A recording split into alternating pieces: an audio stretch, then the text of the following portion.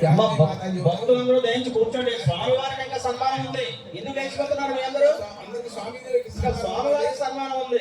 మాతాజీ వారి కార్యక్రమం చేయాలంటే మీకు ఏ విధమైన సహాయం అయినా చేస్తానని చాలా వరకు సహాయం చేశారు. కార్యక్రమంలో వారికి ఆయురారోగ్యముతో భక్తి జ్ఞాన యోగ వైరాగ్యం ప్రసాదించి సర్వదా రక్షించి అనుగ్రహించి ఆశీర్వదించిన కాక. సాధు మహాత్ములందరూ కూడా అక్కడ రావాల్సింది. మన అధ్యక్షుల వారికి సన్మాన కార్యక్రమం ఉంది. అందరూ కూడా 10 నిమిషాలు ఉండవలసిందిగా కూర్చున్నాం. అక్కడ వెళ్ళి టిఫిన్కి వెళ్ళిన వాళ్ళందరూ కూడా ఇటు రండి. అందరూ టిఫిన్ బంద్ చేయమని ముల్లపూడి సత్యనారాయణ గారికి ధన్యవాదములు. చక్కగా ఈ సభను ఉద్దేశించి చెప్పడం జరిగింది. దయించి భక్తులందరూ కూడా ఉండండి. స్వామి వారికి ఇప్పుడు సన్మానం ఉంది.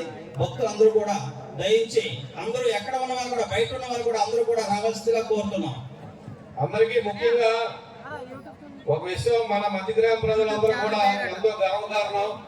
ఒక మహోన్నతమైన వ్యక్తి, ప్రపంచం అంతా కూడా తెలిసిన వ్యక్తి, ప్రపంచంలో ఒక మహోన్నతమైన వ్యక్తిగా పూజింపబడుతున్నటువంటి శ్రీ శ్రీ పరమాత్మానందగిరి స్వామి వారు మన గ్రామస్తులు కావడం మన అందరి యొక్క పూర్వజన సుకృతంగా భావించి మన మధ్యగ్రామ ప్రజల తరపున ఆ స్వామి వారికి పూలాభిషేకం చేస్తూ వారికి చిరు సన్మాన కార్యక్రమం చేయబడి మేమందరం నిర్ణయించడం జరిగింది.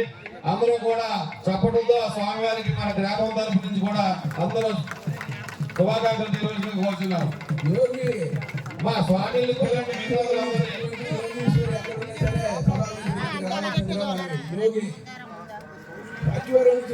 యోగి